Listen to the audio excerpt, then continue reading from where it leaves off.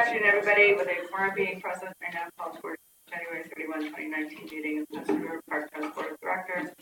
Directors have received the agenda materials in advance of this meeting and are free to ask questions or comments at any time on the items submitted for approval today. Please note, however, questions or comments from the audience will not be entertained at this meeting. The first item of business today is approval of minutes and ratification of fact take second board meeting. Do I have a motion to approve? Yes. Thank you. Second. All in favor? Aye. Opposed? Thank you. Motion carries. Okay, so then we are on to the authorization to enter into contracts with Tier 6 Upland Park Construction. Stephen Dubner, landscaping, and EJ. Thank you, Chair Tower. As a reminder to the board for all board actions today, the trust followed its procurement guidelines as recently amended by the board at the last meeting in December, and all of the requests for proposals and bids discussed today were published in the New York State Contract Reporter and posted on the Trust website. Trust staff also conducted additional outreach to ensure companies with requisite experience, including MWBE and SDVOB firms, were aware of the Trust solicitations. After bids are submitted to the Trust, the selection committee comprised of Trust staff reviews the lowest bid to determine if it is responsive per the criteria set forth in the bid document, which generally includes the contractor's relevant experience on similar projects, submission of a required bonding, preliminary construction schedule, administrative and project personnel listing, and source and material supply listings. For RFPs, the selection committee reviews and ranks all proposals based on the criteria provided in the RFP, which generally includes each company's experience, team composition, staffing, diversity practices, MWE utilization plan, capacity to perform, and price proposal. Once the selection is made, Trust staff then performs a responsibility determination, including requirements for financial capacity, legal authority, integrity, and past performance. As you will note in your board's memos for today's action items, the Trust entering into contracts with a number of selected contractors is contingent on the completion of the review of response of financial capacity. Thus, I won't repeat the Trust process again as we go through each item. Do I get applause for that? Yay! The Trust proposes to begin construction of the deck portion of the Pier 26 Park improvements early this year. As designed by Olin Partnership in consultation with the Trust Design Committee and reflective of community input, Pier 26 will include a number of features intended to support environmental education as well as public recreation. The board had previously approved a marine construction contract for the ecological get-down with wetland plantings and elevated walkway at the western end of the pier, and that work is proceeding on schedule and on budget. The Trust now seeks approval to enter into the balance of construction contracts needed to complete Pier 26. The Trust issued 4 requests for proposals on October 22nd, 2018 for general construction, site work, electrical, and landscaping services. On December 14th, 5 companies submitted bids for general construction with proposed pricing ranging from $3.24 million to $10.48 million. That's general construction. 4 companies submitted proposals for site work ranging from $8.11 million to $9.99 million. 4 companies submitted proposals for electrical work with proposed pricing ranging from $1.58 million to $3.73 million. And 5 companies submitted proposals for landscaping with proposed pricing from $1.92 million to $3.06 million. The selection committee shortlisted 6 of the firms that scored highest, and they were interviewed and then were invited to submit best and final offers. The selection committee determined that Stephen Dubner was the most qualified firm with the best price to complete 3 of the 4 scopes of services consisting of general construction, site work, and landscaping. Stephen Dubner's best and final offer included a reduction of 21% collectively for the 3 scopes of work and offered the Trust the lowest cost for my general construction, site and landscaping contracts at $17.8 million. Active projects by Stephen Dubner includes Pier 55, Pier 57, Hudson Yards Overbuild, and Retail Podium, Brooklyn Navy Yard Dock, and Citigroup's new headquarters. EJ Electric was determined to be the most qualified with the best price to complete the electrical work at $1.75 million. EJ Electric has many state city DOT contracts. Because both Stephen Dubner and EJ Electric will self-perform most of the work, as prime contractors, there's limited MWBE and SDVOB subcontracting opportunities, which often happens with this type of work. Thus, entering into the contracts with both companies will be subject to the trust receiving MWBE waivers from the governor's office. Funding for this work is currently available from Lower Manhattan Development Corporation, New York City, and Citigroup.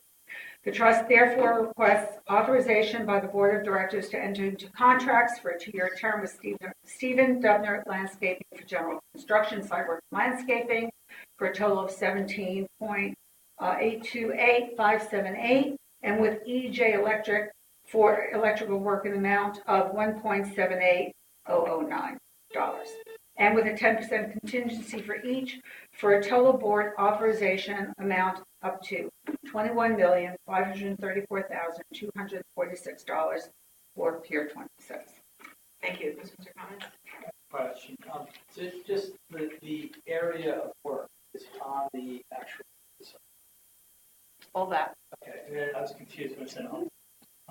And how is this compared to our budget? Well, the budget has gone up, and thanks to Deputy Mayor, we were able to receive $5.2 million in addition from Lower Manhattan Development Corporation to cover the overages. So we are not on our original budget, but we are now on our new budget. And we're going to stay on it. Sorry? And we're going to stay on it now. That's right. We're going to stay on it. We're running out of secret pockets of money. Right. Well, not secret, but Yes. I think pockets. Not secret. Pockets. Yes. Okay, I'm a little on his days, but I'm just saying. I mean, I think this is it. Don't This say may be anything it. about the secret pockets. This is all up. $35.2 million in total. For finding the secret. What's the Citigroup contribution is what? $10 million Just a donation, no?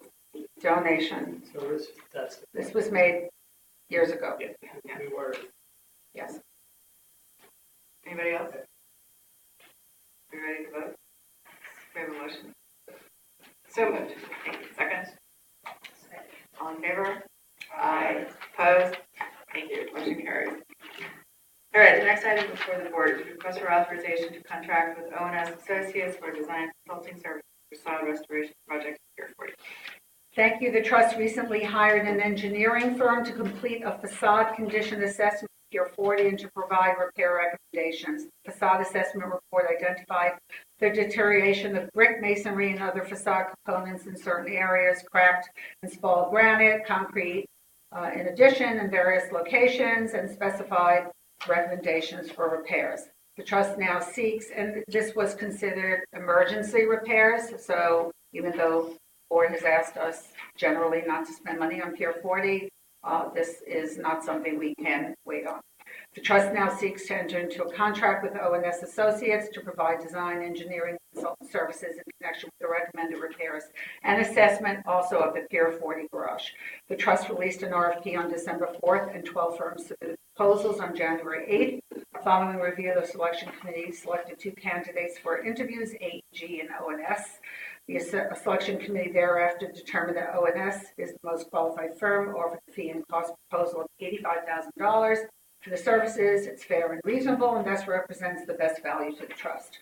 Founded in 1996, O&S is a full-service architectural engineering consulting firm that provides facade evaluation and design services around the country and has over 750 clients nationwide, including government agencies. O&S is a certified MBE firm and is committed to meet the trust 30% MWE and 6% SBOB. Participation goals for the contract. Funding for the contract is available through the trust's capital maintenance budget. The trust therefore requests authorization by the board of directors to enter into a contract with O&S Associates for design and consultant services for facade restoration project at Pier 40 for a term of up to 24 months in the amount of $85,000 plus an additional $150,000 for anticipated test probes and environmental testing, plus a 15% contingency for a total board authorization amount of up to $150,000. Questions? Thank you, and just for the record, I'd like to say that there are several pictures up there, graphic illustration, deterioration, Pier 40. Do I have any questions or comments on this proposal? Yep, that's how much it costs that work. Yes, we have an estimate between $1 and $2 million, but it's broken down, and we really need more information before that goes out to bid. And then we'll also determine if we need to do everything right now. We certainly have to do this type of work because the bricks have fallen. So. Anybody else? Give everyone umbrellas. They walk by. A hard hat. Are we ready for a vote? Do you have a motion? Second? All in favor? Aye. Opposed? Motion carries. Thank you. The next item before the board is a request for authorization to contract with Conway Marine Construction, Inc. Pier 40 Pier Structural Restoration, Phases 3 and 4. Thank you. In January 2018, the trust approved 2 contracts, Phase 1 and Phase 2 pile repairs of Pier 40 to address the serious pile degradation issues identified in CH2M's report issued in March of 2015. The first 2 phases of pile repair work commenced in late spring of 18, and the work is expected to be done in mid-February. To enable pile repair work to continue into 2019, the trust now must authorize the next 2 phases of repair. Sorry. The trust issued 2 separate invitations for bids for phases 3 and 4.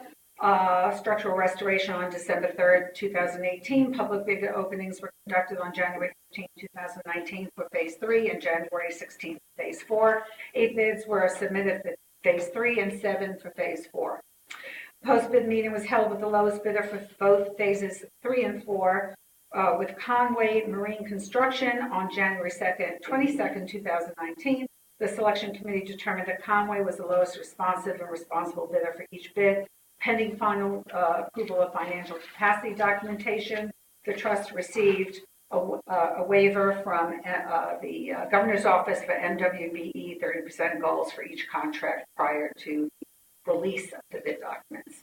Trust staff therefore request board authorization to contract with Conway Marine Construction for the following: Pier 40 structural restoration phase 3 in the base contract amount of $7,609,389.64, and a 10% contingency for a total board authorization of $8,370,328.60. And phase 4 in the base amount of $6,484,538 plus 10% contingency for an authorization amount total of $7,132,991.80. Thank you. Questions or comments? Question? Yes. Who is doing phases 1 and 2? Trevcon and Weeks. And do we learn anything from the fact that they were not the low bidders in the next 2?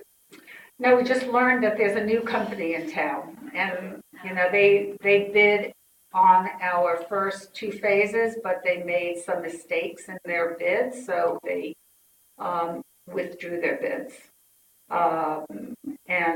So this is a company, I think, from California, but uses the same workers as everybody else, and I think they bid low to get into the market.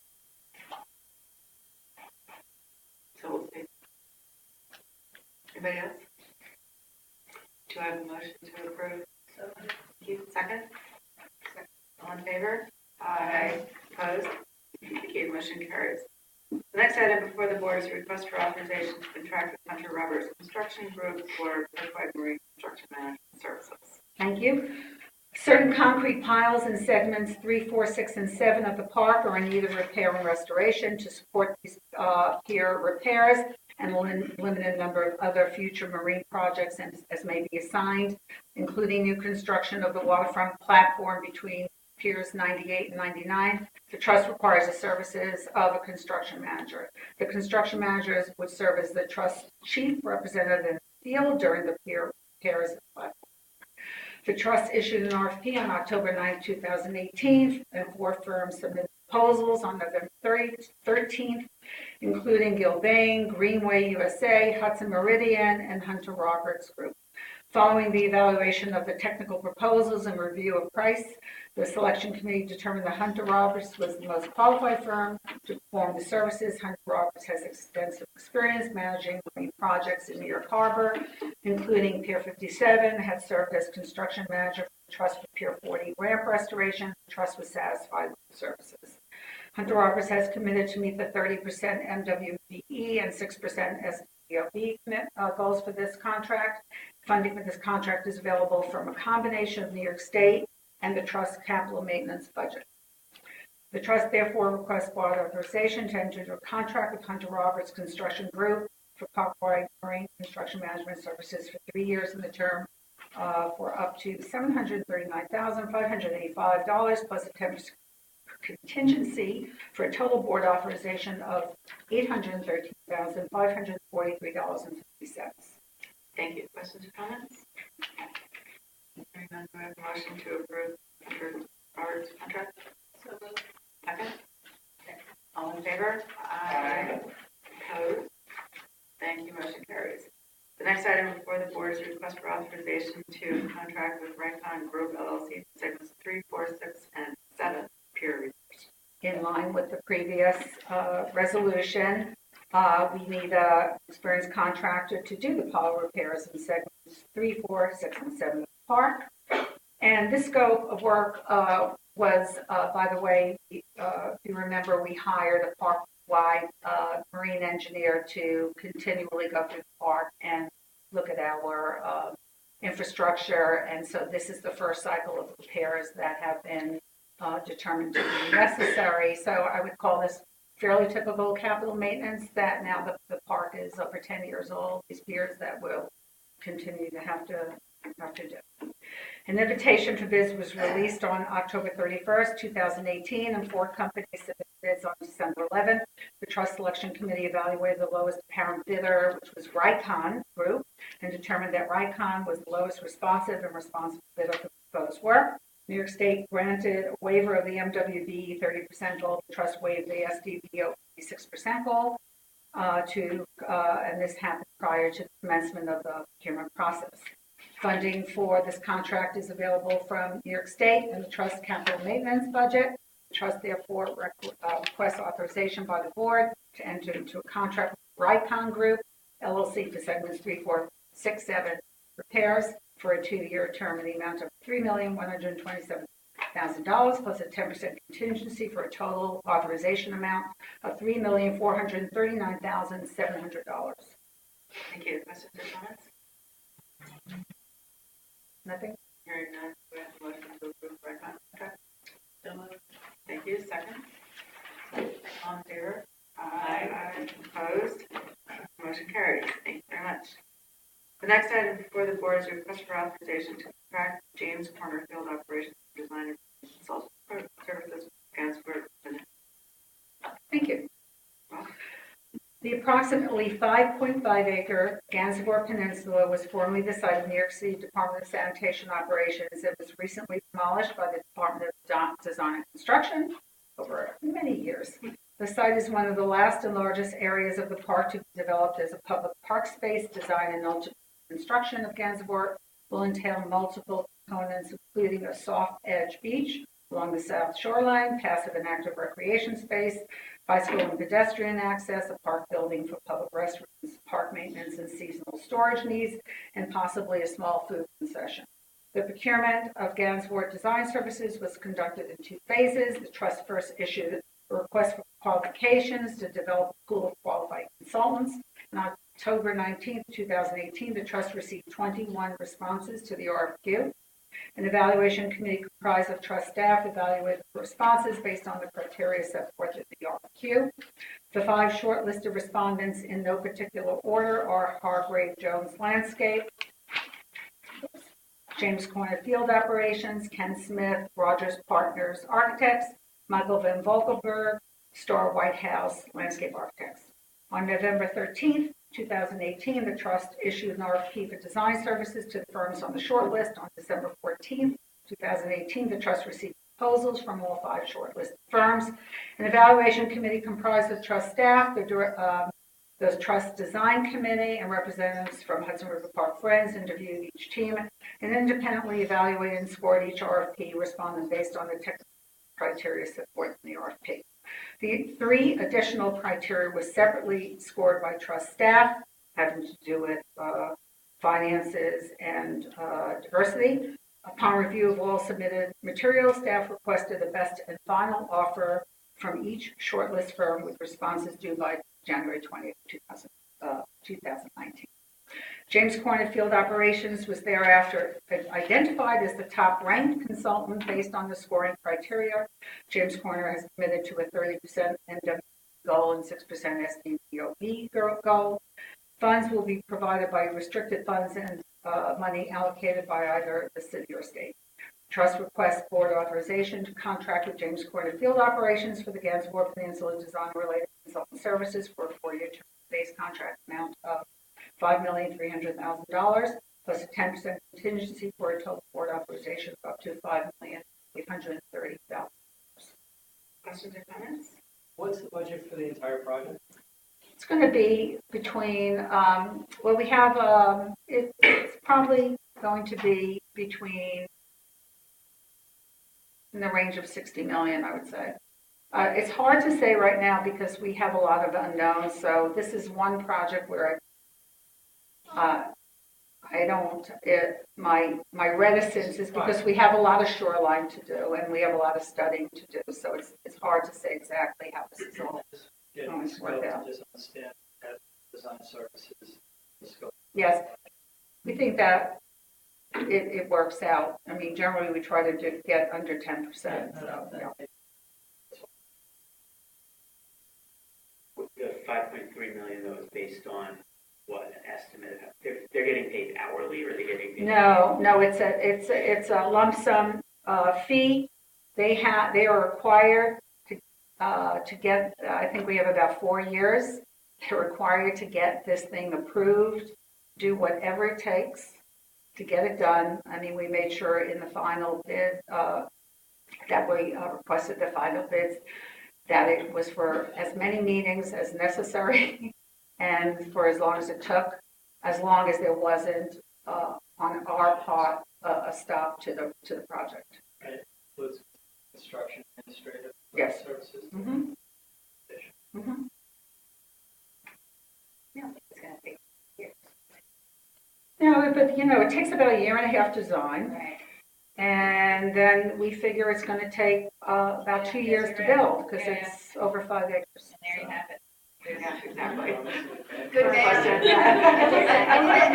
nodding. 4 years is a good time. And how long is it? 4 years is putting a little extra at the tip there. Hopefully we won't need it. Under promise and over deliver. That's right. That's right. Okay. Anybody else? Do I have a motion to approve the contract? Thank you. Second. All in favor? Aye. Opposed? Thank you. Motion carries. All right. The next item in terms of board is a request for authorization to contract M. Cohen and Sons Inc. for guardrails and railing installation. Thank you. The trust entered into a lease agreement with Pier 55 dated June 29, 2016, which included an obligation by the trust to spend $17 million for construction of project elements on the Pier 55 premises. At its June 28, 2018 meeting, the board authorized the trust to spend an additional $3.7 million for off-premises utility and esplanade work, with any remainder funds to be spent on Pier 55 premises.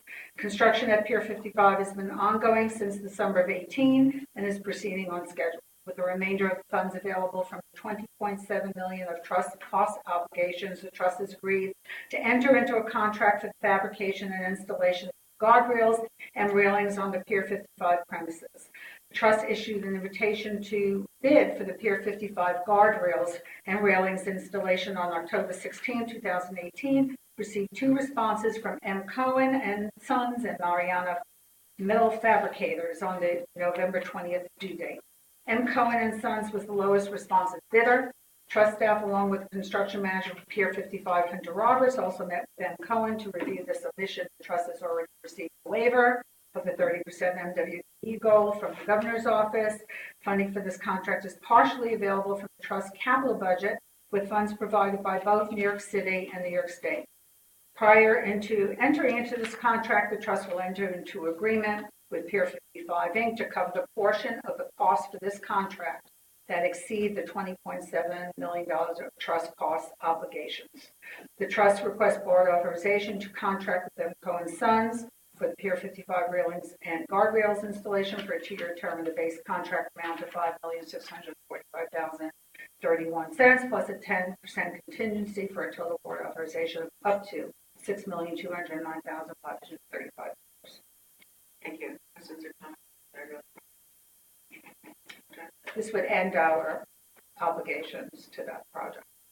So the guardrail get placed now or? No, So it's at a later? no, it's just that they're bidding everything out now. They want to know all their costs, and so and M. Cohen will hold these costs until they start putting the rails in place. Other questions? Comments? We have a motion to approve the railroad contract. Second. All in favor? Aye. Opposed? Motion carried. Thank you. The next item before the board is request for authorization to contract HHJR Construction Limited Park Ride Asphalt Pavement Repairs and My favorite. Yes, absolutely. Parkwide asphalt pavement are required through various sections of the park. On January 25th, 2019, the trust received 6 proposals in response to its RFP for parkwide asphalt pavement repairs and on-call paving services. The 2 firms ranked highest was HHJR and New York Asphalt Inc. were then both interviewed on January 29th. Following the interviews, the selection committee determined that HHJR was the most qualified firm to perform the services. HHJR is a certified MBE firm. However, given the limited subcontracting opportunities for these services, the trust will issue a waiver for SDVOB 6% goal. Funding for this contract is available through the trust operating budget. Trust therefore seeks board authorization to enter a contract with HHJR Construction for parkwide asphalt pavement repairs and on-call paving services for a 3-year term in the amount of $547,264. Questions or comments on this favorite contract? State Parks would like to just be kept informed of how well they perform. Looking for a good asphalt contractor? Indeed. We have some long bridges. We went very far to look for contractors. Yeah, It wasn't easy. Duly noted. thank you. Are you ready for a vote? Yeah. We have a motion. Thank you. Second.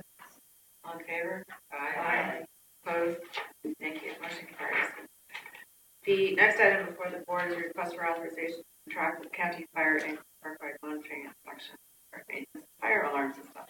Thank you. The trust issued an RFP for parkwide monitoring, inspection, repair, and maintenance of fire alarm systems on November 27, 2018. 2 firms submitted proposals on December 21st, Aldona Fire Protection, County Fire. The selection committee reviewed submissions, interviewed each firm. The selection committee thereafter determined that County Fire was the most qualified firm to perform the services as offered a fee and cost proposal that is fair, reasonable, and aligns with standard industry practices. County Fire has committed to meet the trust 30% combined MWB participation goals for this contract. However, given the limited subcontracting opportunities, the trust issued a waiver of the 6% SDOB goal prior to issuing the RFP.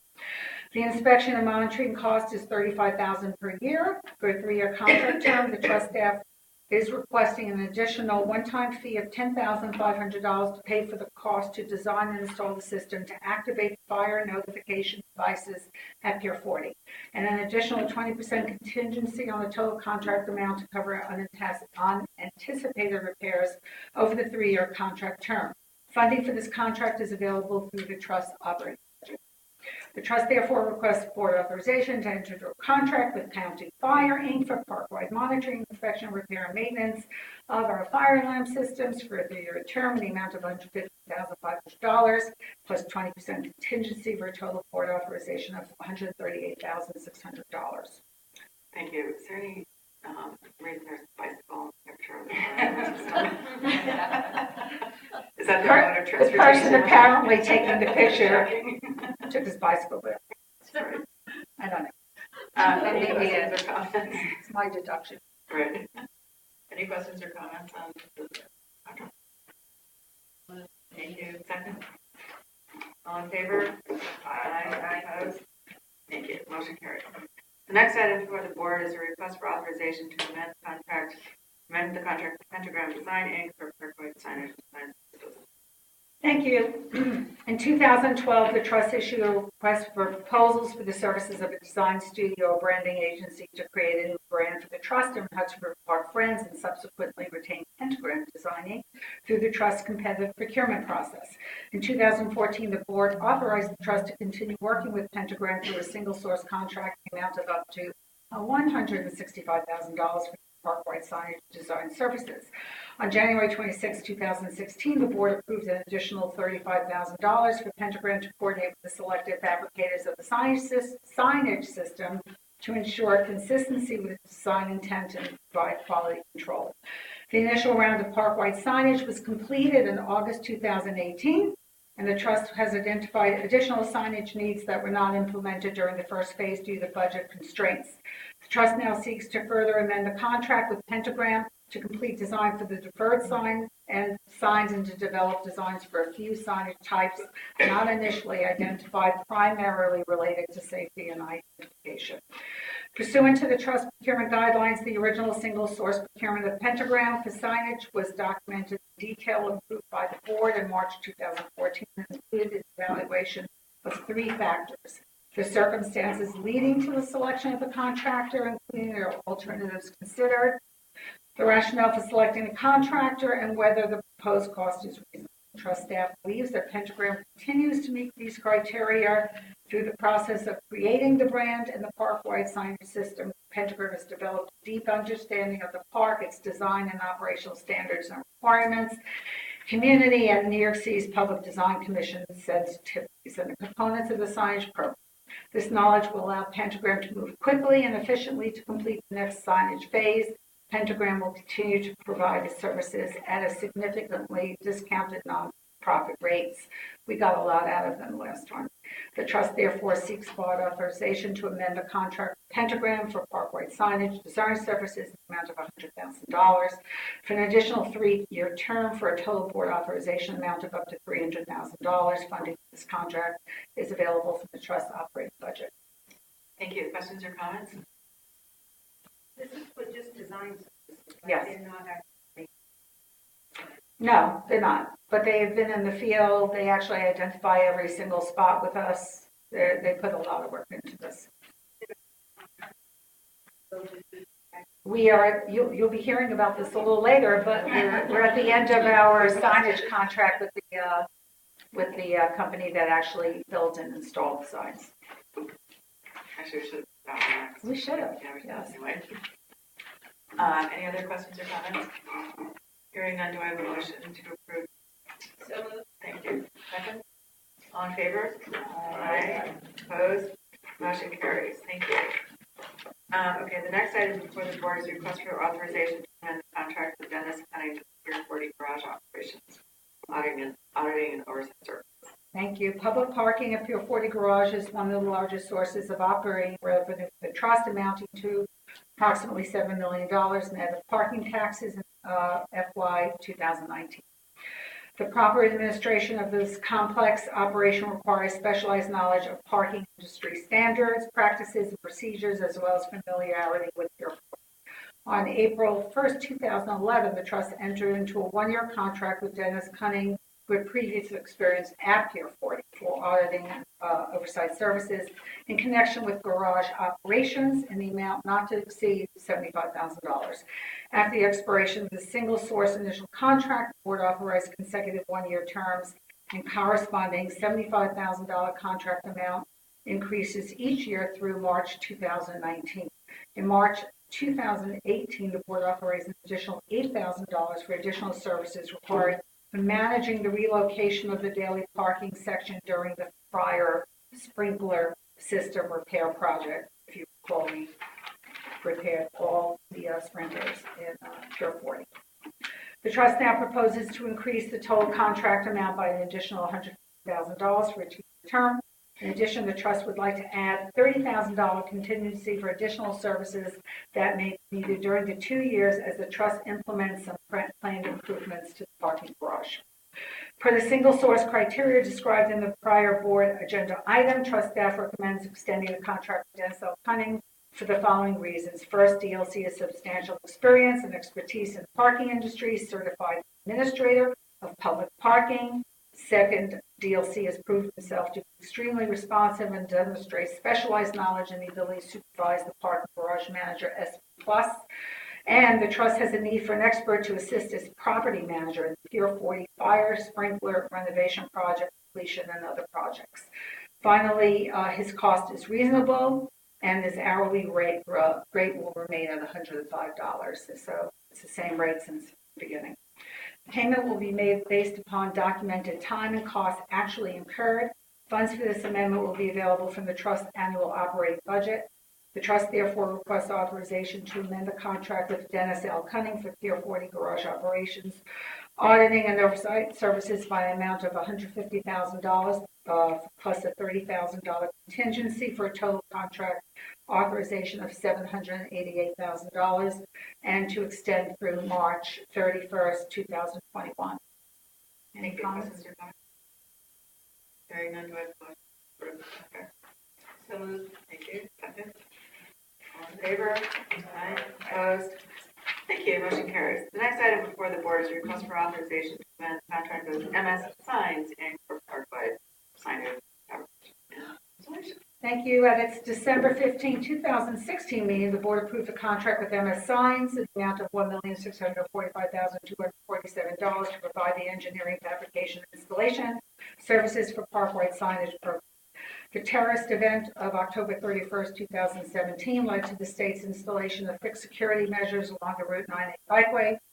These concrete barriers and bollards arrays were not anticipated when MS Signs was selected and significantly impeded MS Signs' original logistics and installation plan.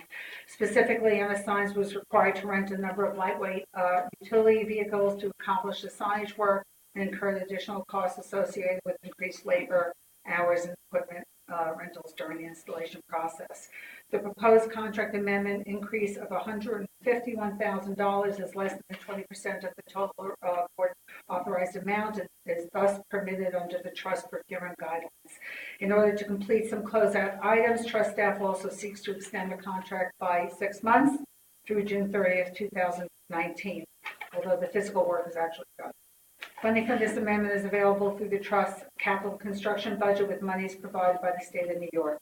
The Trust therefore requests board authorization to amend the contract with MS Signs for parkwide signage fabrication and installation for an additional 6-month term in the amount of $151,000 for a total board authorization of $1,796,247.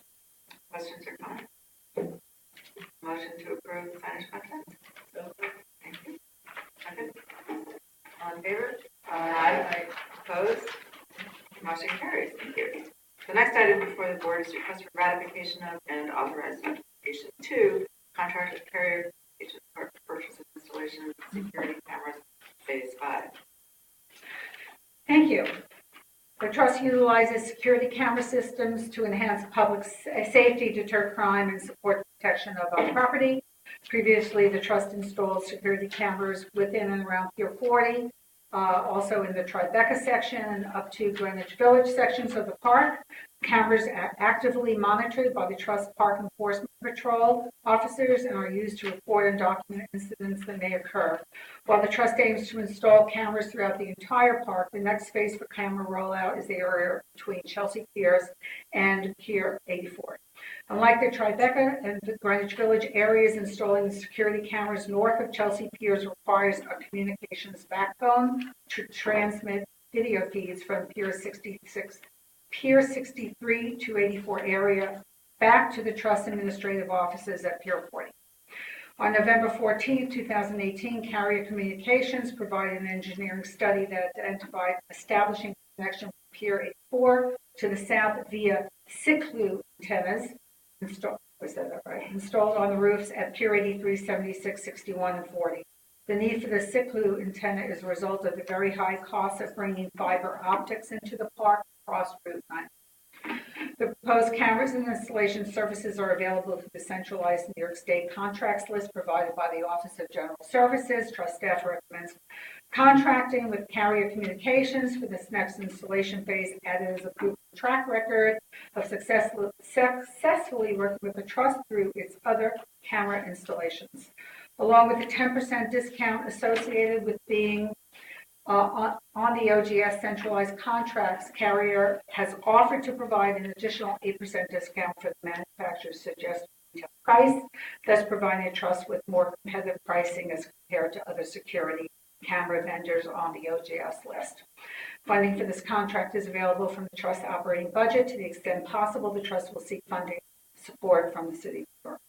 Accordingly, the trust seeks ratification by the board for the purchase of the communications backbone supporting accessories and items with long lead times at the cost of $172,288.12 via an issued purchase order, and authority to enter into a one-year contract with Carrier Communications for the purchase of the remaining balance of equipment at a cost of $111,692.41, and the subsequent installation of all equipment at a cost of $269,304 for a total board authorization of up to $553,285. Just noted that in previous security cameras, the city council has generally covered most of these contracts. Thank you. Questions? Hearing none, do I have a motion to approve this contract? Thank you. Second? All in favor? Aye. Opposed? Motion carries. All right. The next item before the board is request for authorization to contract with the FPR Group for annual financial auditing services. Thank you. The trust requires an auditing firm to provide audited financial services beginning with the year ending March 31st, 2019 through March 31st, 2023. On December 4th, the trust issued an RFP for annual financial auditing services, and on January 22nd received 4 proposals from certified public accounting firms, including Marks Paneth, Bonaldio and Company, Mitchell and Titus, and EFPR Group. Based on the RFP evaluation criteria, the selection committee determined EFPR as the most qualified firm and offered a fee of $47,000 for each of the 5 fiscal years that was fair and reasonable. EFPR, formerly known as Tosky, has been the trust auditor since 2004. The selection of EFPR as the trust financial auditor was also discussed at the Audit and Finance Committee's meeting on Tuesday.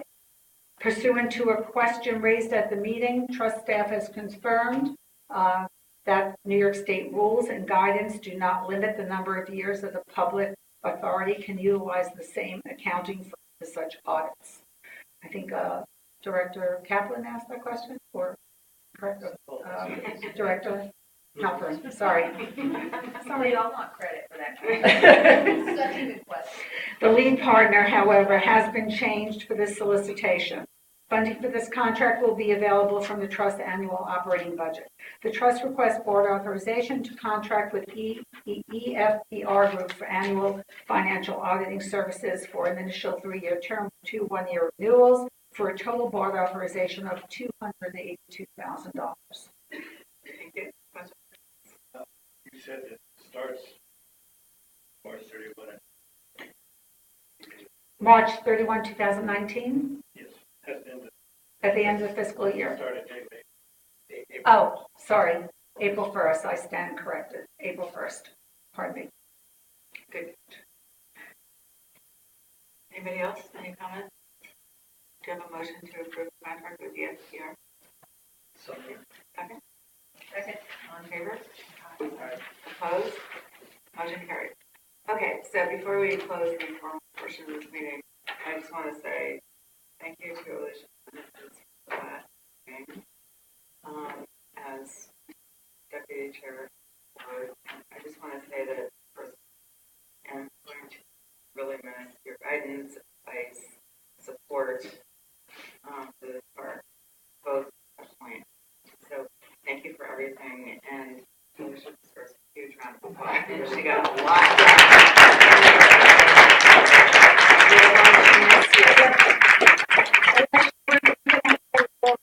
Something for you at the end of this, so, I just wanted to do that during. but no, that's fine, but if you, you can say something now, and you can wait. Well, since we're at it. No, so I just wanted to say, first of all, literally the first week that I was appointed deputy mayor, one of the first things I tackled was related to the park to work on the Pier 40 St. John's deal. And so from the beginning of my tenure, this has been front and center of my work, and it has been absolutely one of the most fascinating and satisfying things that I've had an opportunity to work on. I'm sure there's some other entities. Yeah, well, I was going to say there may have been some drama related to other matters. But I think it's fair to say that from that moment, really having been a lifelong West Sider and feeling very personally attached to the park, having an opportunity to help finance, what I hope will be really the long-term financial sustainability of the park, and to contribute in whatever ways I could as a person and on behalf of Mayor de Blasio, has been literally one of the best things I've done. So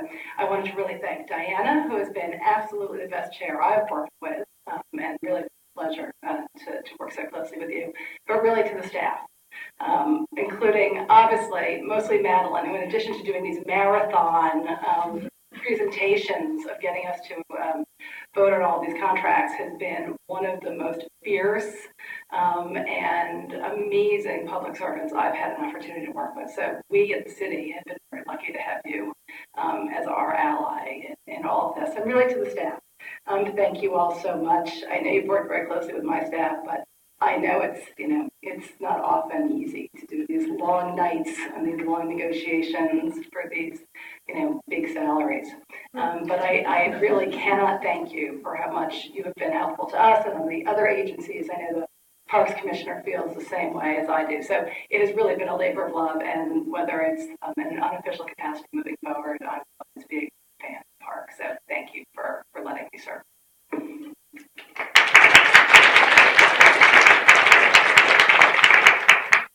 We thank you so much, and I'm going to just save my few remarks to later, to the end of my president's report. But obviously, we're going to miss you a lot. All right, so that completes the board action for today. Now I would like to ask this to. Thank you. I am pleased to inform the board, and you all already know this, that the governor has proposed to allocate $23 million in capital funding for the next fiscal year towards completing the park, in addition to last year's $50 million that will be reappropriated. The Environmental Protection Fund allocated $3.2 million for fiscal 2019-20, which is a large portion is used to pay our insurance general liability bill. The budget did not include requested additional funds for the new Motrec vehicles and other equipment that the trust has purchased that can fit through 48-inch bollards installed on the Hudson River Greenway, or for the purchase and installation of new bollards that were being asked to deploy park. So we will have to deal with that moving forward. I'm sure it comes as no surprise to most of you that our over-reliance, this is actually, I hope you find this interesting news, that our over-reliance on plastics is overwhelming the planet and harming the health of our rivers and ecosystems. Scientists say that by 2050, there'll be more plastic in the oceans than fish. We see evidence of this crisis every day in Hudson River Park, such as countless plastic bottles floating in our sanctuary and washing up along Gansevoort Peninsula. And as you know, we do regular cleanups there. I am happy to announce that this year Hudson River Park Trust will be stepping up efforts to decrease plastic consumption throughout the park. In the coming months, we're working with our estuary lab staff. We'll be working closely with all departments to develop a comprehensive plan to reduce the use of single-use plastic bottles and many disposable plastic items such as plastic drinking straws and non-biodegradable plastic flatware. This plan will include working with our park tenants to encourage their support in this initiative. We will also deploy more recycling cans and be using biodegradable plastic garbage bags. As a 4-mile waterfront park and estuarine sanctuary, we have a responsibility to our park. We believe in the power of our park community and that small actions around plastic reduction can make a big difference when done collectively. We are also planning to replace our water fountains with new ones that allow park patrons to refill their own water bottles, some of which come with PET water bowls. For our events, we will be deploying additional transportable hydration systems and no longer selling plastic water bottles. So, Feeling really guilty. sorry? I have to say, I was going to say that sorry, no water today, but I feel like I have to give you a little heads up on this that we do not want to bring any more water bottles to the meeting. So we're going to give you our Hudson River Park. You can choose to bring whatever water bottle you want here, but we'll make sure you get one of our bottles, and hopefully you'll advertise us by carrying it around all day, right? So, It's a great initiative. thank you, and we're, we'd You like to literally can't buy water in the park. Like, so if you walk Well- into it, it's not going to be one of the things that are required of our concessionaires. So we require concessionaires to sell water bottles at $1. That's always been in our contracts. We're going to stop doing that, and we're going to ask them to change to biodegradable plastic containers, although we are looking into what are the most biodegradable ones. I mean, this is a process. It's not going to be easy, but we're meeting every 3 weeks to see how far we're getting in the steps. We told Coca-Cola already that we want them to help us get on this train. So we're making efforts, understanding that we have lots of concessions and tenants in the park. It's not going to be an overnight success, but ourselves, we will not sell water bottles at our events anymore in our own areas. We're also going to get rid of our Poland Springs water bottles. We're going to connect to a water filtration system at Pier 40 where the water is fine. And we're going to just take steps within our own offices as well to reduce our plastic consumption. Right. And then new leases going forward or renewals? Yes. will negotiate Correct. this. Correct. Yes. We've already told a future concessionaires that we're talking to on Pier 84 that they have to use biodegradable flatware. So our estuary lab staff is looking into creating a list of what they would consider to be acceptable products to use. And so, as I said, this is a process. It's not going to happen overnight, but I think you will see this summer a lot of the hydration stations that we're buying that will be out in the park. And we will be, as I said, taking out our water fountains and putting in bottle fillers. Madeline, do you think it's fair to say, is this the most ambitious and far-reaching effort with respect to this? Yes, I have not found another park that has actually started to take these steps in this way. So I think that we will, when we get a little further down in about another month, I think we'll be able to make an announcement of what we're actually doing. I'd like to be able to list a few things that we know we can accomplish by this summer, and I think it will be far-reaching. Yes. Because they could really set a standard for at least the parks in the city's jurisdiction and the other, Governor's Island, Brooklyn Bridge Park, and I'm sure the state would also want to. It's very exciting for us to be the industry leader. Yes. Absolutely. So we're rolling out a policy on exactly the same thing very soon, statewide. So we're totally in lockstep about this. One of the things that we're kind of struggling with is the dog waste bags, because even the biodegradable ones, if they're in the landfill, they're not going to biodegrade. So we're sorting that out. Maybe we can share information. But about that would be 'cause great. That's a lot of plastic. And I just wonder, since Hudson River Park is also so progressive in having its own composting operations, are you folding in the compostable utensils into that, or is that a separate stream? We haven't really, we've been talking about that, Yeah. but we haven't gotten there yet. So, there's a lot of questions between biodegradable and compostable and how much we can compost. Yeah.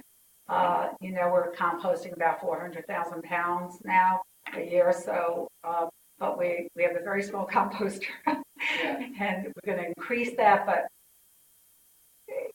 everything is taking a lot of effort here. So Carrie Roble on our staff is leading the effort, but there's a lot of research that has to go into this to make sure that, we can actually get this done. We're going to make sure that our tenants are selling water bottles that are, carry water bottles, not plastic ones. We're going to be making sure that they use biodegradable waste bag, garbage bags instead of regular plastic ones. All this effort is going to cost money, but we think it's worth the effort. So you get rid of the vending machine? Well, we are having discussions with Coca-Cola, who we have a contract with. So that's, one of the things that we're talking to them about is not selling plastic bottles anymore. But we have a contract with them. For how long? Tom, how much We're longer? in the second year, 5-year agreement. Right, so we're in conversations with them. Hopefully they will want to be a leader also, but that may be a little slower to get them We're board. going to have fountains. I'm sorry, Coke fountains? Fountains that we refill and we'll bring our own cans. Maybe. Actually, you totally put in there. So you were talking about putting hydration centers. What would that? Because I think this is a great sort of effort that people So we need to water. We bought one last summer and we rolled it out, and obviously it's a long hose and you have to connect it to another system. And we used it. Where did we bring it last year? Do you remember, Came to Tom? the Blues Barbecue last year, a couple of beds. Right. Roll it in, But is that something that can be replicated? We're buying 4 or 5 more for this summer, and we'll use them. Yeah, we're definitely using them. And then as we move over to our bottle fillers, we'll do that as well. But at all our events, we will have hydration, portable hydration systems this year. Kevin? Just might want to not take drinking out, but drinking out, that also has bottle.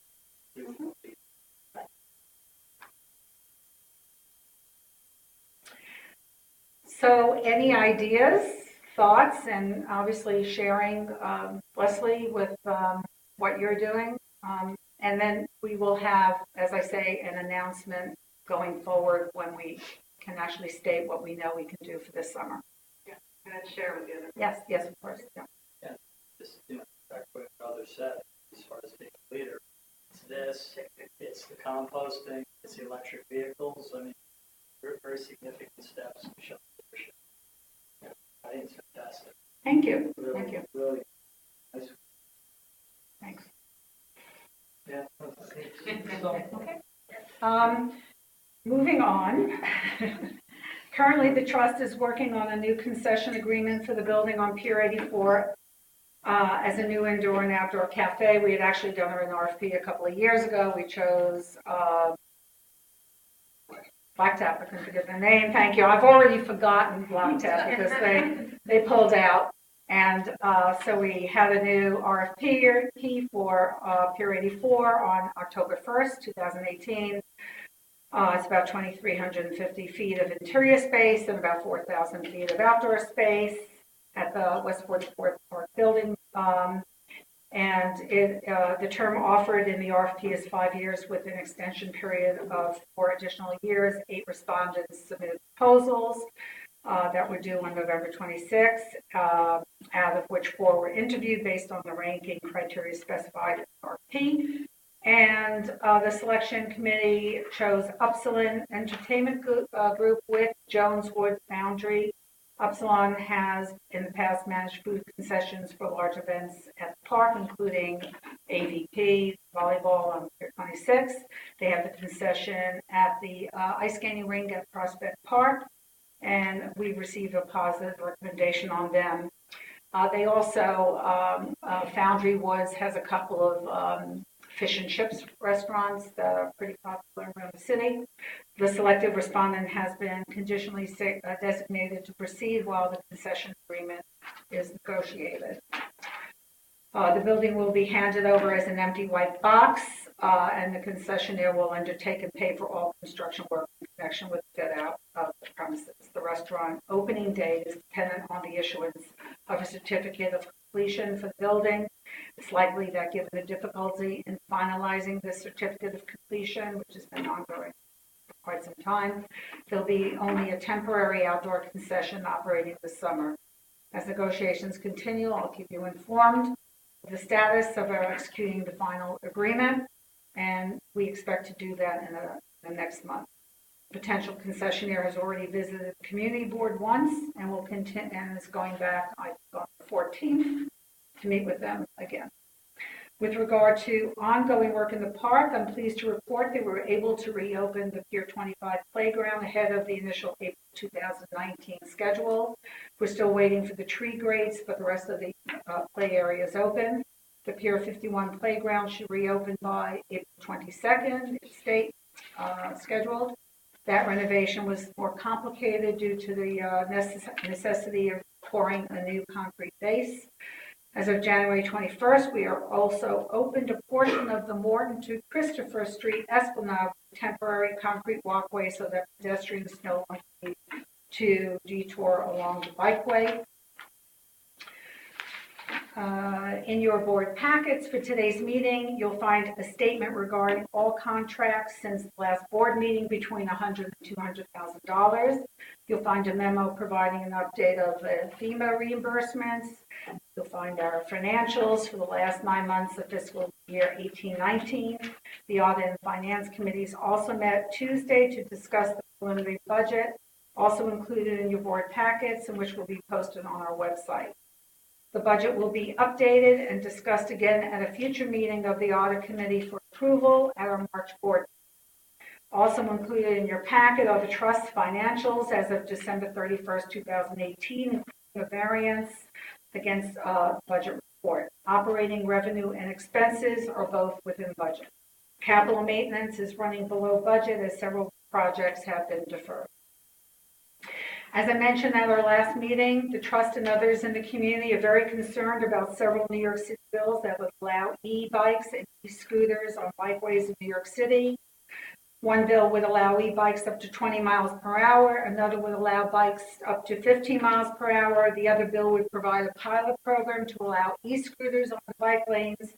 I attended the City Council's Transportation Committee hearing on January 23rd, 2019, and submitted testimony along with Community Board 4, the Hudson River Park Advisory Council, and others.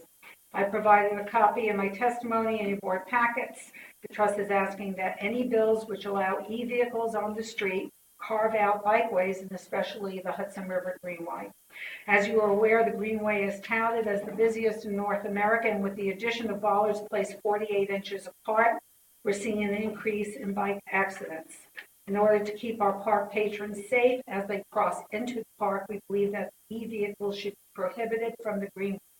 We've also reached out to New York State DOT, New York City DOT, and the governor's office to make our views known and to find out whether or not e-bikes are actually permitted on state-owned bikeways, which is, I guess, the question of the month. As you are aware, separate topic, Or, any comments on any of that, by the way? As you are aware, earlier this month, the trust received a letter from the local elected officials who represent Pier 40. They've restarted the process to consider office use and lease term at Pier 40. You may remember that in 2017, the trust participated actively in the community board process to discuss Pier 40, and that as part of that process, the trust provided substantial financial and other information as requested, with further information provided to elected officials on May 4th of 2018 in response to follow-up questions, and then follow up to those questions. One of the key questions we've been asked is how much Pier 40 needs to generate in the future. We have stated, and we've conferred with our board members as well, that at a minimum, Pier 40 should generate 25% of the trust's operating budget, inclusive of normal capital maintenance costs. The pier should also pay for its own operating and capital costs, similar to Chelsea Piers and Pier 57. Historically, Pier 40 used to generate a larger share of park maintenance costs, but the trust has been able to diversify and increase income sources over the years. The trust budget continues to grow and will approximately double in 10 years when the balance of public piers and upland park areas are complete, and as capital maintenance increases as well. We believe that it is both achievable and fair for Pier 40 to contribute this share towards supporting the overall park, and also that this can be done in a way that does not overwhelm the park or community. The trust should also seek options that improve ball fields and public open space as well. Noreen and Dan will be meeting with the elected staff on February 5th to present new information requested, and we will report back to the board subsequently. The elected officials intend to host public discussions about Pier 40 if they and the trust can reach conceptual alignment on a program, after which time they would seek to amend the act before the end of the legislative season. If we cannot agree on a program that makes sense for the park and its long-term sustainability, then the trust will need to look at other alternatives. Any thoughts, comments? It's great. It's great that dialogue is real. We just look at today's agenda, what we approved. It's got to be added up. It's got to be well over $10 million in capital maintenance piled there. So, sort of what the benchmark, 25%, is critical to future survival. I also think Sustainability. it also, I know I'm downtown now, but this has always been an equity thing among community boards, whereas downtown never really had its share of commercial uses, and I think we kind of forget about that sometimes along the way, and we have such active community voices downtown from the ball field users, so I think it's something to remember as we think about Pier 40 and any pushback on its contribution in the park that leaves nothing downtown park the way Chelsea Piers does, Con Ed does, the way the Uptown, with you think of all the piers that have taken away, or from the beginning were taken by commercial uses, by municipal uses uptown. We didn't have to pay that price downtown, so I think it's pretty fair. It's also time to get excited about. So tired of it being right. I mean, it's an amazing property, and it's time for us to do something fun with it. Yeah, I would just echo what John and Madeline said. We talked about a number of things at both the Finance Committee meeting and then a separate Pier 40 working group, and didn't agree on anything, but I think the consensus of this minimum 25% is critical in everybody's mind. Any other comments, discussion around this? Okay, then, last, I am extremely sad to say goodbye to two of our most dedicated and fearsome board members. Commissioner Rose Harvey has served on the board of Hudson River Park for 8 years. Rose has created a legacy at state parks of creating new parks around the state. She's been a great friend to the trust. She spent many hours advocating for the park, and we want to thank her for all of her hard work, her friendship, and perseverance, and we'll miss her. She was not able to be here. We love you, Leslie, but she's not here. She thought she might come, but she didn't, and we wish her well on her future endeavors. And then, of course, Deputy Mayor Glenn. When you're a creature of both the city and state, as we are, it's not easy to find our friends and get the attention needed. And you have befriended the park from the day we ever met. You have been shown us such support, single-mindedness. You've given us great advice. When we have not been sure about whether any of our parents loved us, you have shown us love, and you had faith in our making decisions and moving the park forward. And I have to say that this park is in so much better shape since the day you got here. Anytime that I came to you with an issue or problem or asked for money, frankly, you've listened and you've been very thoughtful. And I really just couldn't ask for more. So I want to thank you and tell you that I think the city is going to miss you terribly, not just the trust. You have been one of the great people in this administration, and I think your legacy will go on. And You're definitely the I best deputy mayor. want- Right? Can we go to the next? Okay. Alienating right now. So what I have here from the trust, from friends, is not much, but what you are actually, no. It's a model, but we are dedicating this tree in Clinton Cove in your honor. You will have a plaque at the bottom of the tree, and it will be to Alicia Glenn, Deputy Mayor and Vice Chair of Hudson River Park Trust, 2014 to 2019. This doesn't make sense. We're gonna have to water that one like that. Is that consistent with our less water policy? We have very hardy honeyglow. Thank you. My God, that is really, I have to go check out my tree. Where is it again? Clinton Cove. Which is. Do you know which tree you this know? is? Ben will tell you which tree it is. And better than that, when we're ready to put the plaque down, we'll let you know.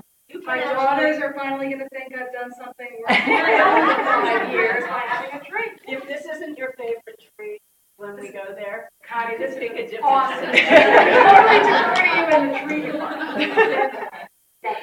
I know what I said earlier, so thank you very much. Thank you. This is And next, I'm done.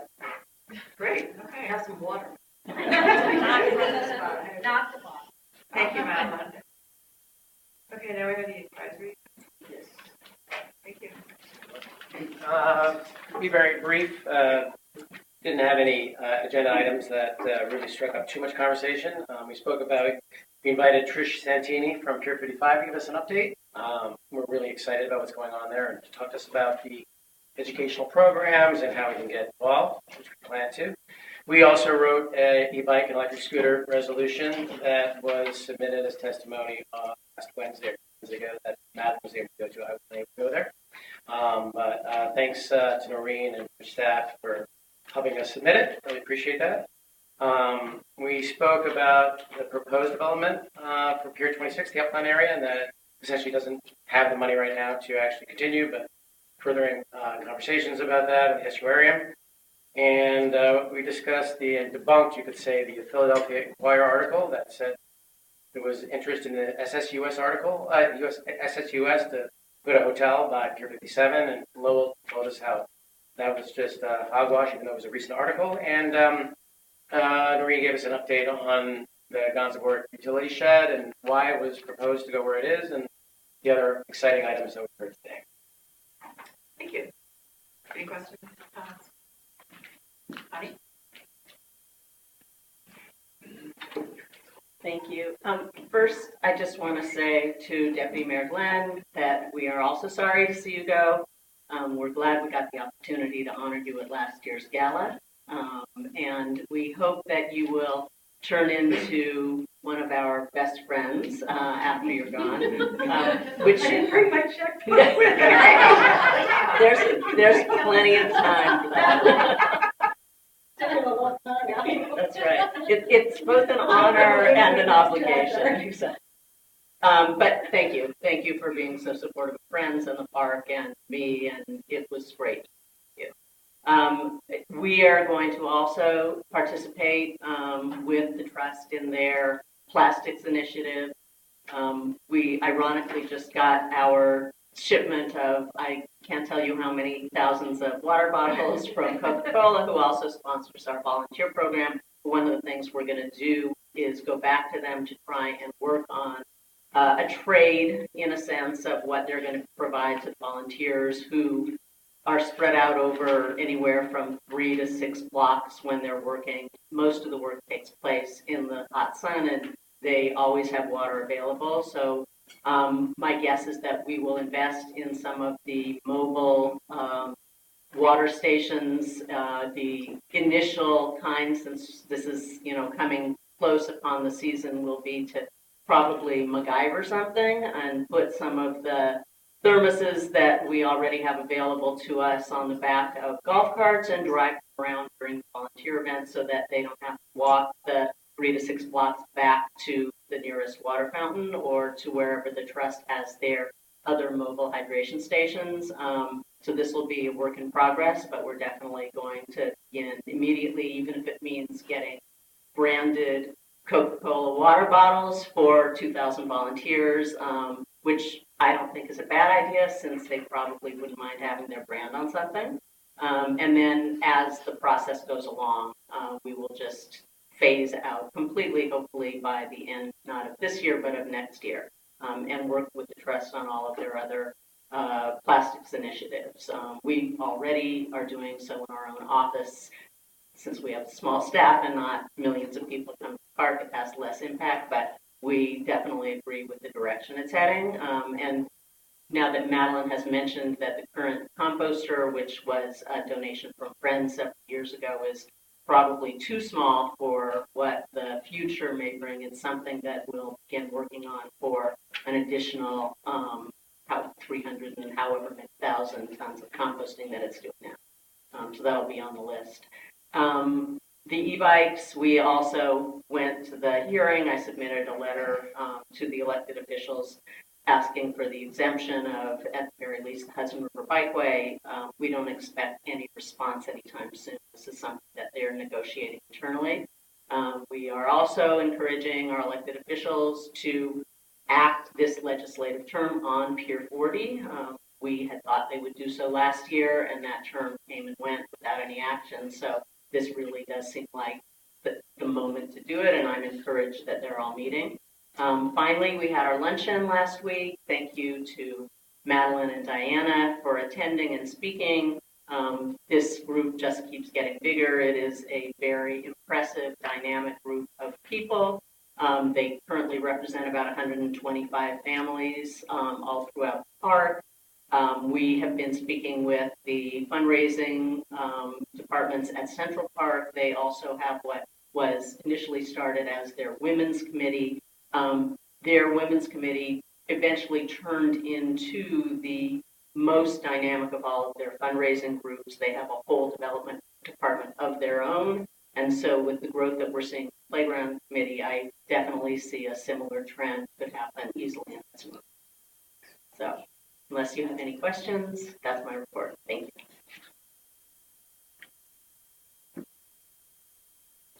And I know I keep saying it, but you have never seen a group of more attractive women in one place better dressed, more attractive women. It's just like something. to And behold, smart. I have to And say. smart. Not forget. Right, very smart, really And smart. that part I did. I just don't know. I don't know them.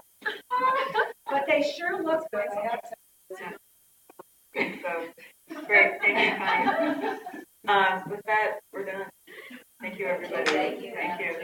Oh, It's 5:30, we did it. Yeah, did we have an adjourn? We did a motion to adjourn? We did, Oh, we we adjourned. did. Oh, we adjourned.